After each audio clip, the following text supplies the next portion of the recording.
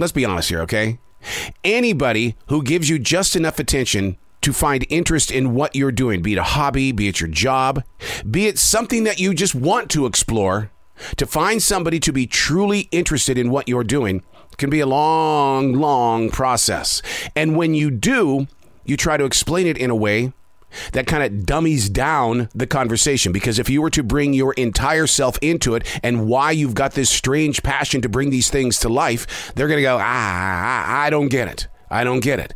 And they end up going, okay, at least I asked, but I have no idea where you are. And that has happened to me so many times when it comes to the subject of podcasting. If you don't live the life, if you don't listen to podcasting, if you are not part of that circle, it can be something that is very, very difficult to truly understand, because there are so many moving parts that have all got to come together to create a connection, not between me and the podcast, but me and you.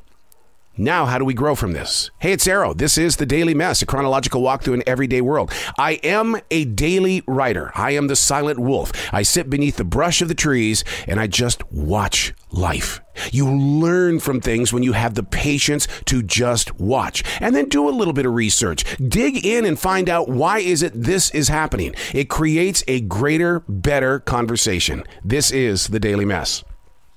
I did do it yesterday. I made the attempt to explain to a coworker how time isn't important in the world of podcasting. He's going, do you try to break the latest news? Are you like releasing everything so that people can be in the moment?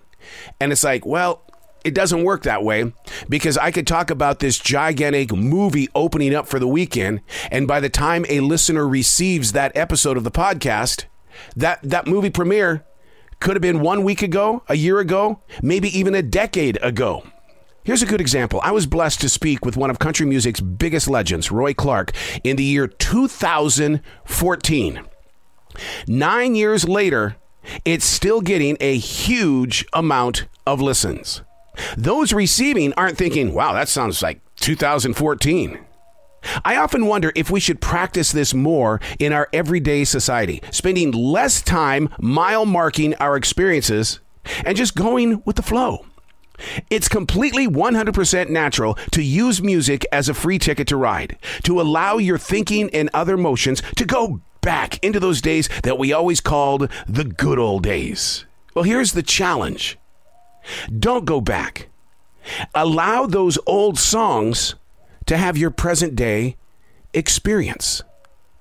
So many people think, how is it you don't act like you're an old man? Because I don't believe I am. Even though the numbers say, yeah, you're an old guy. But the way I think and the way that I live my life, I take those old songs and I give them new experiences. I don't sit around saying, man, back in 1977, oh my God, you should have seen the world back then. They were wearing bell bottoms, or even today. That's one of the biggest things. I'm going to mile mark it right now. One of the biggest fashion statements in 2023 is the return of the bell bottoms. Now, here's where I've made my mistakes in trying to build a conversation around today's bell bottoms versus the bell bottoms that we had in 1975, 1977.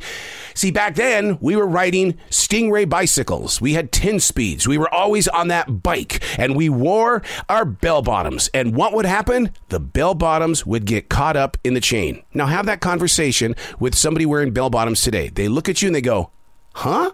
I don't get it. The reason why you don't get it is you just told me you don't ride a bike. But in 1975, we did. Everywhere. Every kid had a bike. So when I say that, when I made the attempt to explain to a coworker what podcasting was all about, it's the same thing about having a conversation with somebody who's wearing modern day bell bottoms. Try to explain to them what we did right or wrong back in the 70s compared to how they're designed today. And it's what? Exactly. And so that's why I say, let's take the old songs and give them a new experience. Don't rely on your past to become your legacy. Let your now be the story writer. I'm Arrow, and that's The Daily Mess.